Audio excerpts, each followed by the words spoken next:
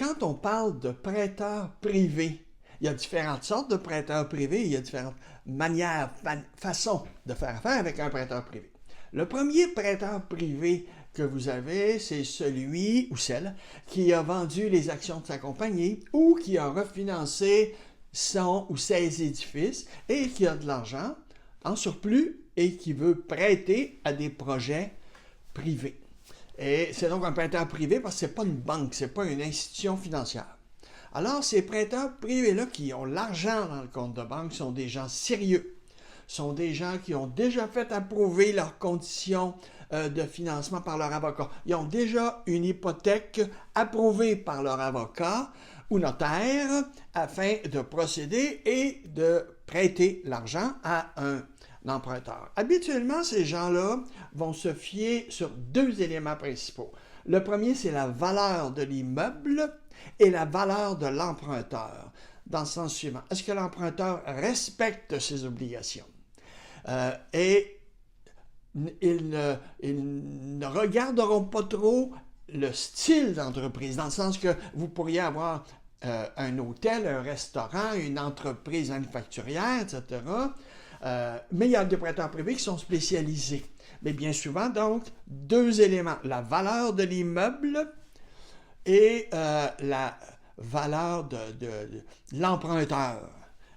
Alors ça, c'est le premier prêteur privé qui est un excellent prêteur privé parce que on est certain que lorsqu'il va arriver au déboursé devant le notaire, il va envoyer l'argent au notaire pour vous la prêter. Parce qu'il y a une deuxième sorte de prêteurs privés. Ce sont des gens qui vont faire ce qu'on appelle des syndicats de prêteurs. Alors, ou un courtier, etc. Alors, le monsieur, par exemple, j'ai eu ça dernièrement dans le dossier, très gentil monsieur, et il connaît beaucoup de gens très riches au Québec, et il nous a dit dans une transaction, il n'y a pas de problème. Ah, il n'y a pas de problème. Il nous a fait une lettre à l'effet qu'il nous prêtait 3 millions de dollars. Quand je dis nous, à mon client. Et il prêtait 3 millions de dollars à mon client, il a mis les conditions de financement, et le tout avait été excellent. Alors, on a fonctionné avec ça, et quand on est arrivé devant le notaire, ce monsieur-là n'avait pas son hypothèque. Donc, le notaire est obligé d'y monter son hypothèque. Parce que ces prêteurs privés ont des conditions spéciales dans leurs hypothèques. Alors, deuxièmement, le prêteur privé, lorsqu'il est arrivé le moment de débourser, il n'a pas déboursé. Il n'avait pas l'argent. Parce que lui, il doit collecter l'argent un peu partout. Et la manière dont ça fonctionne, ça peut être en deux manières. La première manière, c'est que lui, il collecte tous les fonds, il les met dans un compte, puis il prête. Ou il demande à chaque prêteur privé d'envoyer les fonds au notaire. Alors, ça peut être un prêteur privé qui aurait, dans ce cas-là, 1 million, l'autre aurait 1,5 million, etc. Alors, il regroupe différents gens, et ce prêteur privé-là, qui fonctionne par un syndicat, va avoir bien souvent, par exemple, des médecins, des ingénieurs comme clientèle, etc.